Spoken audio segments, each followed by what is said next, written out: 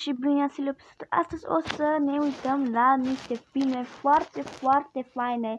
Dar în primul rând nu uitați să rupeți butonul de like și să nu uitați să vă abonați ca să strângem cel mai repede 1000 de abonați. Și să știți că eu o să încep ca să fac videoclipuri de la ora 8 fix și de la ora 6 și 10 minute. Haideți să începem acest videoclip. Ok. Deci m-am pregătit aici două videoclipuri. Da. Două videoclipuri. Și acum haideți să începem. Ok. Să scriem Tomiță Show. Tomiță Show. Ok. De fapt, 3 videoclipuri. Să văd ce notificare am aici. Asta de la acest direct, în fine. Tomiță Show. 3 videoclipuri. Nu 3 videoclipuri, 2 videoclipuri. Ok, cred că asta ați văzut. Ok. 2 videoclipuri, da.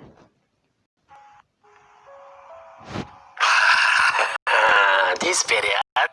Salutare prieteni și bine ați venit pe acest canal. Astăzi vom privi un clip cu totul și cu totul nou. Va fi horror, dar dacă vă plac astfel de clipuri, apreciați-l chiar acum cu un like, să facem 20.000 de like-uri și voi continua cu această serie. Și vă mai spun ceva, să vă luați ceva cu voi ca să vă acoperiți, pentru că știți acel moment când vă este teamă, frică Ce se întâmplă? și ați dori să vă acoperiți cât mai rapid ca să nu vină după tine, sau când stingi lumina în cameră și fugi în pat cât mai rapid să nu te prindă de picioare. Sau să închid aplicația. Ceva nu e regulă. Ok?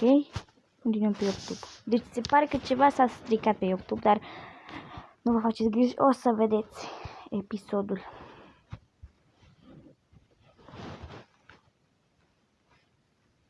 Tomiță Show. Ok.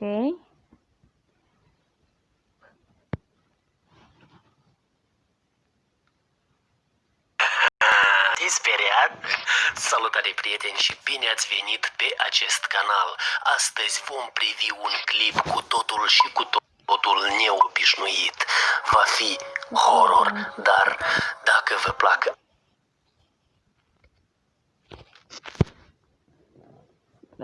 Internetul este prea slab.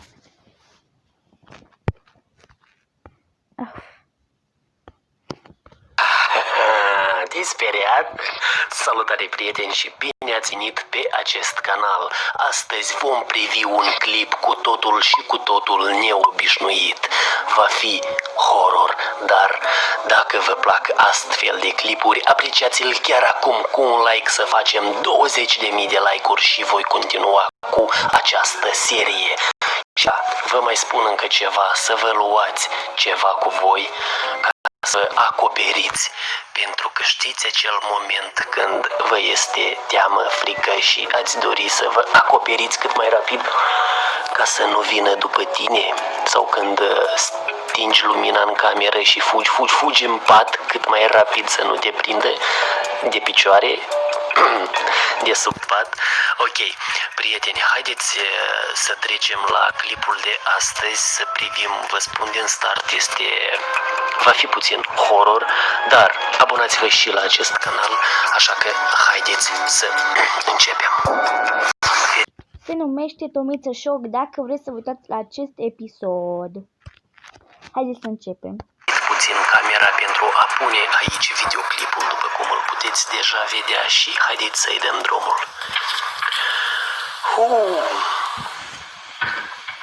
Oh, deja se aude ceva.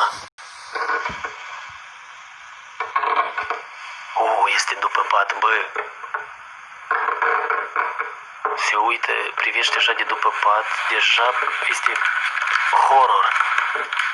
Dar ce se aude din acea cutie vine?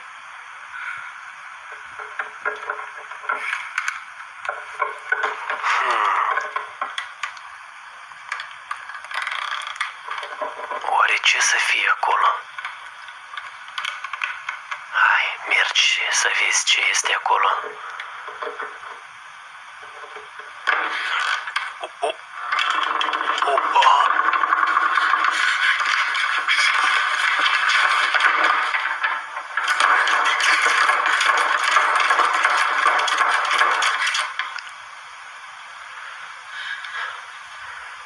Cineva vrea să iasă de acolo?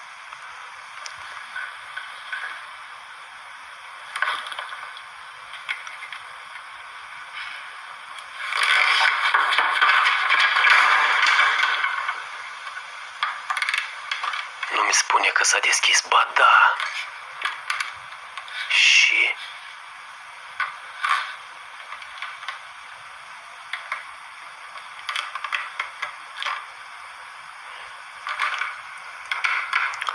Băi, ești nebună.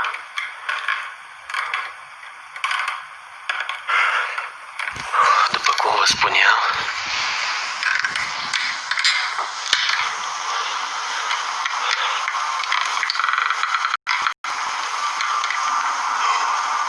ce? E un subsol aici sau? Hai că da, este cea mai bună idee acum ți-a venit. Vrei să vezi cât este de adânc? Băi, are ceva.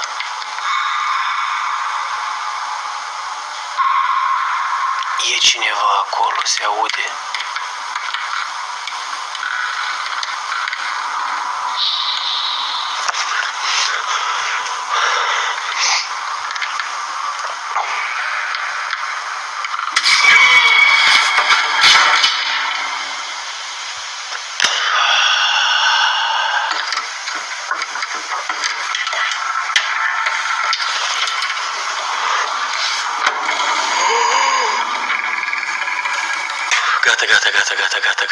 Gata, deci nu mai pot.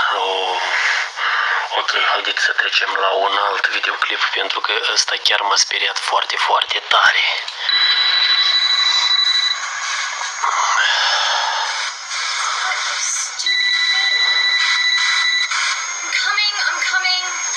Ok, stați așa să iau un ciupa-ciups.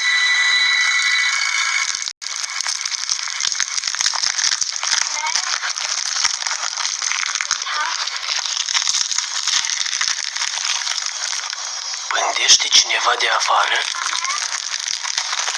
Draga mea, fugi mai bine. Lasă telefonul. Sper să mă ajute acest ciupa-ciups.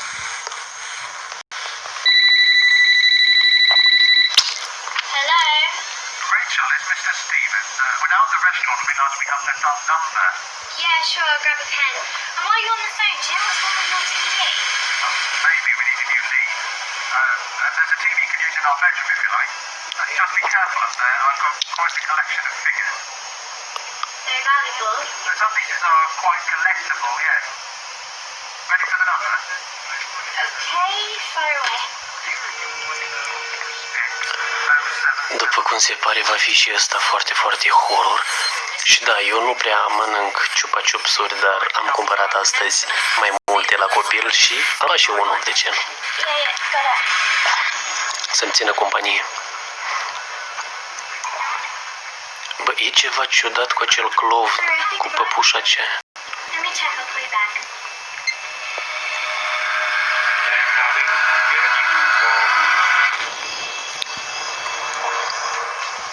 Îți imaginezi, băi, să trăiești mai ales iată, într-o casă, într-o pădure, la mijlocul pădurii, să fii cam singurul locuitor de acolo?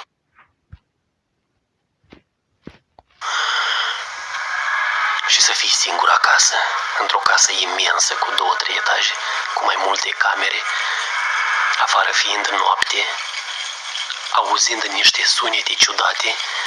Deci, băi, Și iată, se mai întâmplă și lucruri ciudate din astea. Bă, numai eu am văzut sau a trecut cineva pe acolo?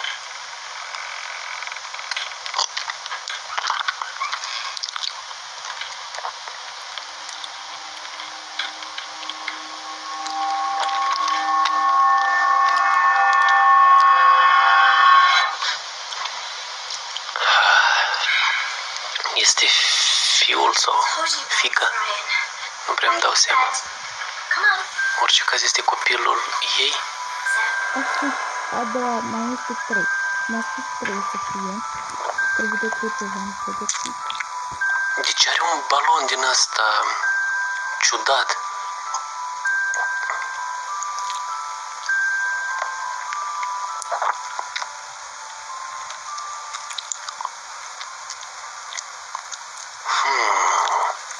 Cu siguranță aici la mijloc ceva nu e ok.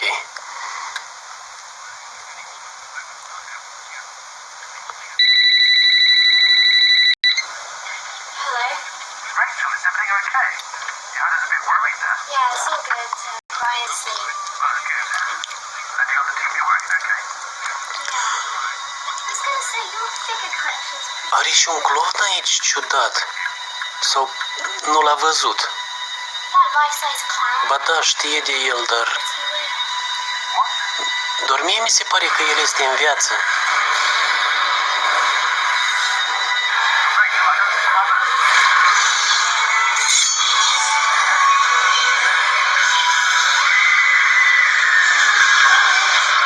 have a... Rachel!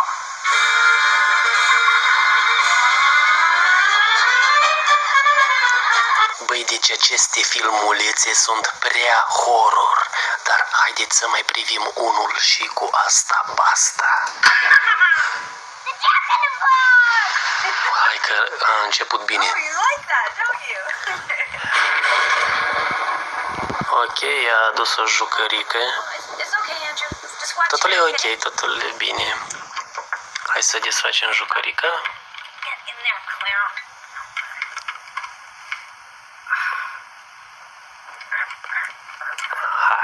Hai că o scot acum, așteaptă puțin. Should we go again?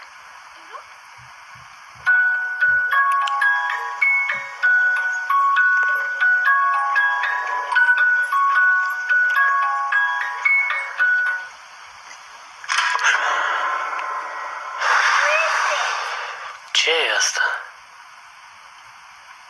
Pare mi se asta întrebat. Era clovnul ăla aici? Jucărica aia? Acum nu-i. A balloon! Uite un balon.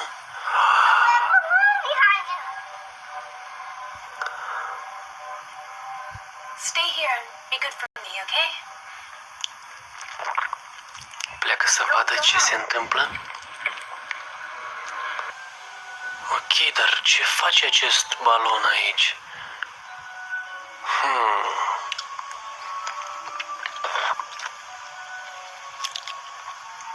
Are ceva în mână.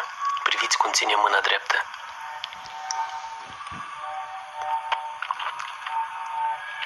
Hei, bună, ce faci?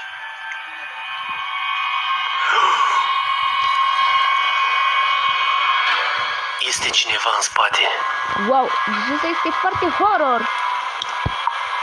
Deci este foarte, foarte horror, nu ne să cred. Ok?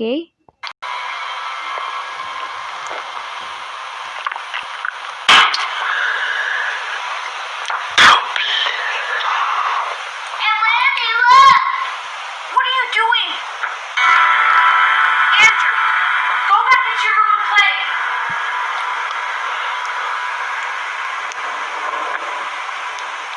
Ce? Păi nu l-a spart.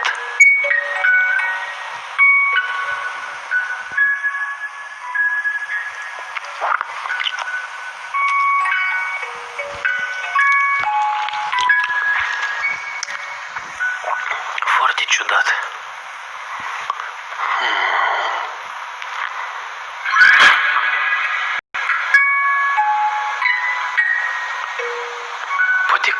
când se joacă la...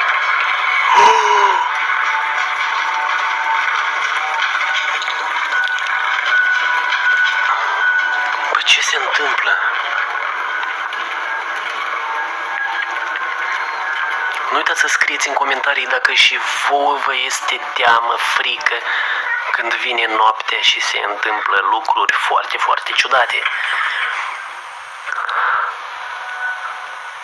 Nu mi spune că...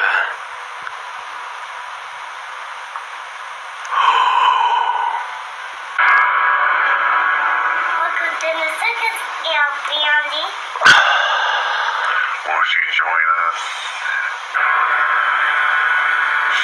Ce să ziceți câți voi să fiți o soția mea?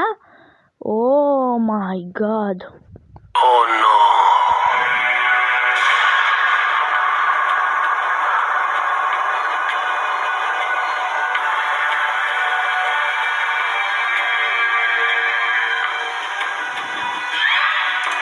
De ce? Oh my god. Deci este foarte, foarte înfricoșitor. Hai să vedem mai departe. Au poză împreună, nu cumva este tatăl lor? Scrieți voi în comentarii ce ați înțeles din această poză și desigur apreciați chiar acum acest videoclip cu un like dacă mai doriți clipuri de genul acesta. Abonați-vă la acest canal, iar noi ne revedem data viitoare. Eu rămân să termin acest Chupa Chups și revin cu un nou videoclip. Pa! Oh my god, acum să vedem același. Acum am întâlnit cu fața în față. Asta să vedem cu Jeff Ucigașul. Haideți să începem. Dar prima dată să dați like și să vă abonați la acest canal dacă mai vreți de genul filme din asta horror. Hai să începem. Okay. Vrei să mă vezi? Vino chiar acum la strada. O să mă găsești aici sub sol. Bă, nici nu pot să cred! Nu! Du-te înapoi, Jeff! Mamă, în ce m-am băgat? Hei, stai cu minte! Hei, prieteni, înainte să începem clipul de astăzi, vă prezint canalul TGC Totul Despre Tot. Aici veți găsi fenomene paranormale, locuri bântuite, misterioase, dar și multe alte lucruri foarte interesante. Așa că dacă vă plac clipurile de groază, istorii, legende, atunci neapărat trebuie să vizitezi acest canal. Haideți să-i facem o surpriză și să ne abonăm într-un număr cât mai mare. Linkul îl găsiți în descriere sub acest video. Iar acum haideți să trecem la subiectul de astăzi și anume vreau să fac cumva să îl întâlnesc pe Jeff Ucigașul. Voi reuși acest lucru sau nu rămâne de văzut, dar până atunci am luat plastilină și voi încerca să îl mimez, ca să zic așa, să transform această plastilină în Jeff Ucigașul și este ora 3 de noapte și se spune că Jeff Ucigașul îmi va da semne de viață, adică ori o să vină aici, ori o să mă sune, ori indiferent ce semne o să-mi dea, el trebuie să apară. Așa că haideți să începem să dăm drumul la treabă. Iată, o să-i fac capul. Ok. Eu acestea să-i fac mânuțele. De fapt, mânuțele încă mai și alint, să zic așa. Ok. Haideți să vă arăt și vouă măcar cât de cât. Așa. Deci se spune că, indiferent nu este, cum să vă spun, neapărat să-l faci 100% să semene cu Jeff Ucigașul, pur și simplu toată chestia aceasta este bântuită, nu știu cum să vă spun, adică la cine te gândești tu că îl faci din plastilină, ăla va apărea lângă tine. Așa că nu este neapărat să ne străduim să îl facem vov. Știți ce spun? Important este că eu acum mă gândesc ca și cum îl fac pe Jeff Ucigașul, așa că Jeff Ucigașul va trebui să apară.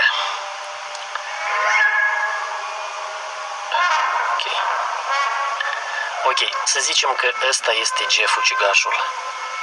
Nu știu dacă se vede pe cameră, dar sunt două mâini, două picioare, un cap. Ok, acum trebuie să îl chemăm. O să o pun undeva, hai să fie aici, în picioare, așa. Și o să zicem: Jeff Ucigașul, vino, te rog, acum, aici, la mine.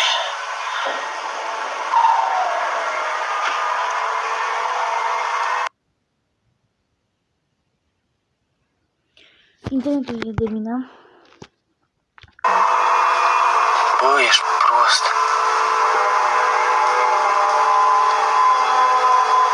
Deci a căzut capul când l-am chemat eu.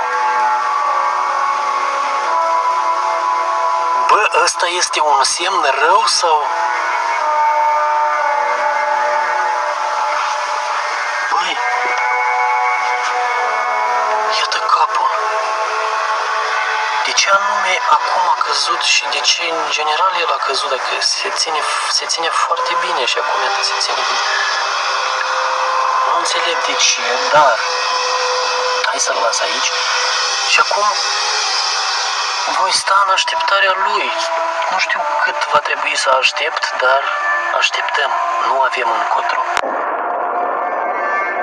Prieteni, eu am așteptat deja vreo 10 minute, însă se pare că nu se întâmplă absolut nimic. Poate este doar o minciună. Am mai încercat acest lucru cu Siren Head, însă totul a decurs bine, dar voi mai aștepta puțin, deoarece cine știe, poate se reține sau poate nu mi-a auzit. Mă gândesc la capul ăla care a căzut. Este bine sau din cauza la capul ăla Jeff Ucigașul nu vine la mine?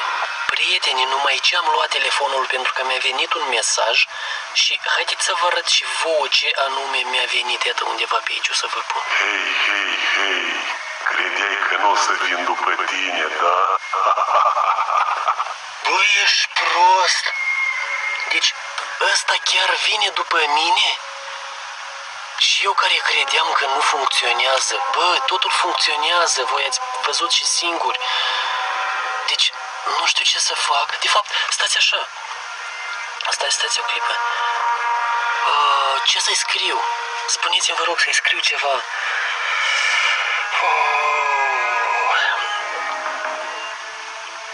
De ce nu vii? Sau de ce nu vii, dar...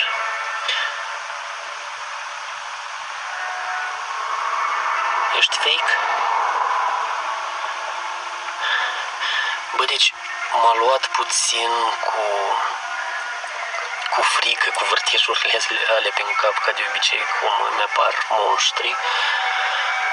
Nu știu, nu citește, dar nu înțeleg care a fost mesajul său. Credeai că nu o să vin după tine? Păi și atunci de ce nu vii, dar? Sau o să vină pe neașteptate? Nu înțeleg chiar. Mamă, în ce m-am băgat, a? Mi-a trimis chiar acum. Stați așa. Stați o clipă. Ce? Vrei să mă vezi? Vino chiar acum la strada. O să mă găsești aici sub sol. Bă, prieten, nu pot să cred așa ceva. Deci el acum este pe stradă și a spus că îl găsesc sub sol? Nu cred așa ceva. Deci chiar nu cred așa ceva. De aceea am să plec chiar acum acolo să văd dacă într-adevăr el se află acolo unde mi-a spus. Deci haideți să pornim, să nu mai stăm mult la vorbă. Deci nu pot să cred că mi-a răspuns, fraților, și încă mi-a dat și adresa unde să plec exact la el. Stați așa, stați. Uf, am grăbit și na, ce fac?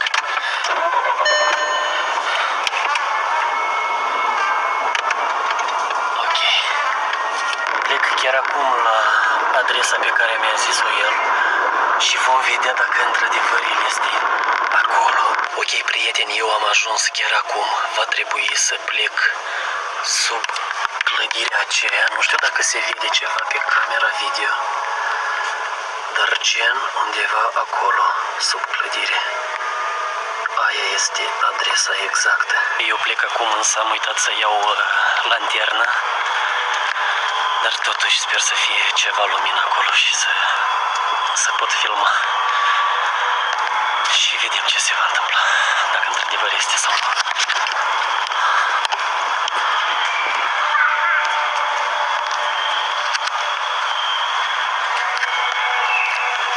Iată, aici este parcarea subterană.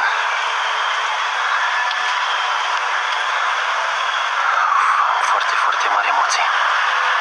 Bă, nici nu pot să cred. Nu, du-te înapoi, Jeff, du-te înapoi, te rog eu frumos, du-te. Uitați-mi cum se plângă pe jos. Nu. Hai să fugim, alergăm.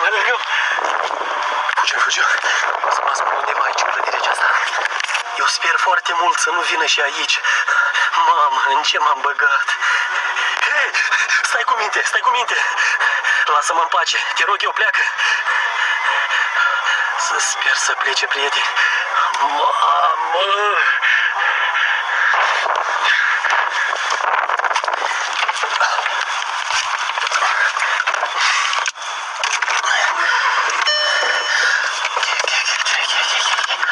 Calm. Deci, prieteni, eu mai am foarte puțin și ajung acasă.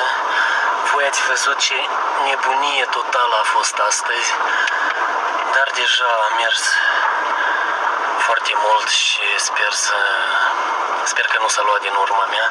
Așa că dacă mai doriți clipuri de genul acesta, apreciați-l chiar acum cu un like, să facem 15.000 de like-uri și desigur abonați-vă la acest canal să nu ratați noile mele videoclipuri. Ok, iată că deja am oprit și mașina, am ajuns. Acum plec acasă, iar noi ne revedem data viitoare cu un nou videoclip. Postez aproape zilnic la ora 10:30, așa că stați aproape, nu plecați departe, urmează conținut foarte, foarte interesant. Din ce în ce mai interesant. Pa! Oh my god. Ce înfricoșător a fost. Dăm like, deja sunt abonată. Dacă v-a plăcut acest episod, dați like, scrie în comentarii ce veți voi și nu uitați să vă abonați și ne vedem data viitoare. Pa!